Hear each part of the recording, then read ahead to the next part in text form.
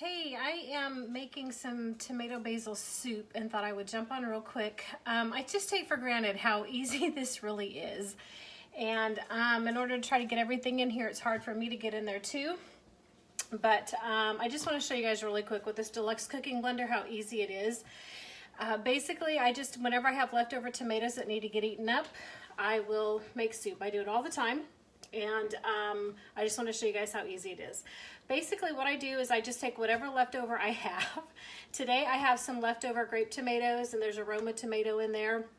And I put those in the blender with a 1/4 cup of vegetable broth. There's a 1/2 of a large onion. I just cut that in half, so it's like 2/4 of a large onion and a giant tablespoon of garlic because I absolutely love garlic.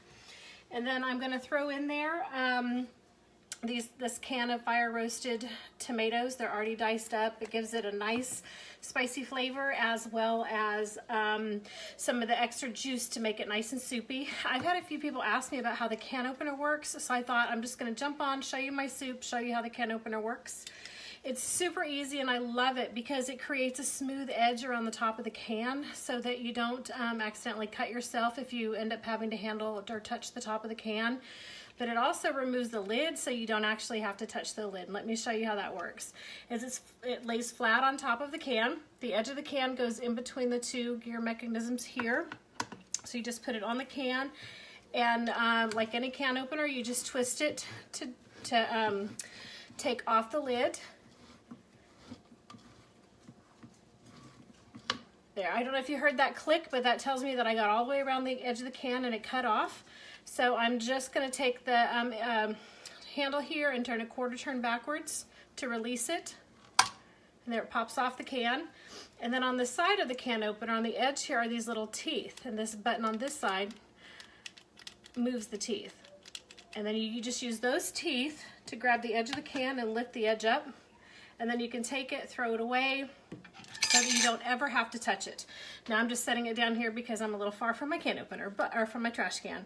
But that way you never actually have to handle the top of the lid at all. And then it creates a nice smooth rim around the top just to minimize the odds of you cutting yourself.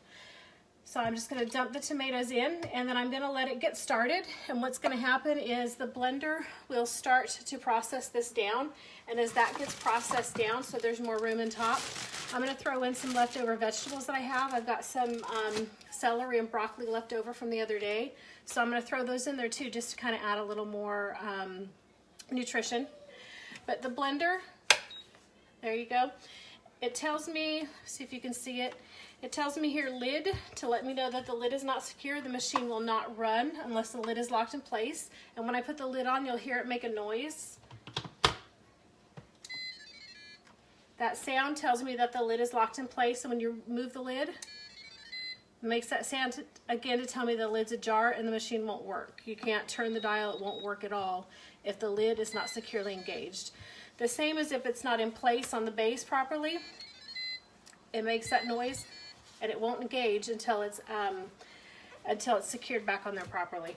But it's super, super easy. There's a soup setting on here, and so I'm going to turn the dial to the soup setting. It takes about a 1/2 hour to make the soup. What it does is it heats it and I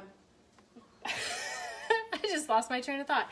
It heats up the ingredients while it chops them down. So you don't even have to finely chop everything. Like I said, I just cut the onion in half and then cut that half in half and threw it in there. These are whole grape tomatoes. I don't know how well you can see them.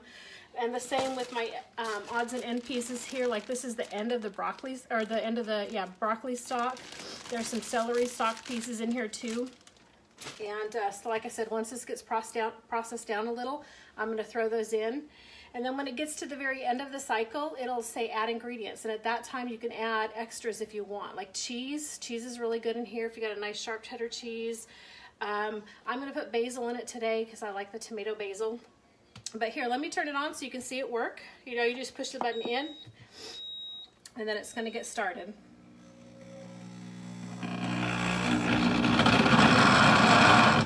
See how it just processes everything, chops it all up while it's at the same time it's heating. It's kind of hard to see and I don't want to tip it while it's cooking, but you can see that it's heating. It's heating as it cooks. And so since it's already starting to process it down, I'm going to get the rest of this ready to just dump in there. And then it will automatically just cut these things up and cook them down while it does the rest of the soup. All right. There we go. It'll do that a few times until it gets up to temperature and until the pieces are finely chopped, and then it will shut off and let me know when it's finished. But thank you guys for joining me today. If you have any questions about the blender or about the can opener or whatever, Pampered Chef, let me know and I'll be glad to answer any questions you have. And when this is done, I will go ahead and post a picture in the comments so you can see how it looks when it comes out. And this is kind of my version of the recipe. It's just tomato basil soup. I'll post the regular tomato basil soup recipe, but just so you know, I mean, there's just so many different things that you can do with it depending on what you have in your fridge. I am all about using up what we have, and these are the veggies we have today. Thanks for joining me and have a great afternoon.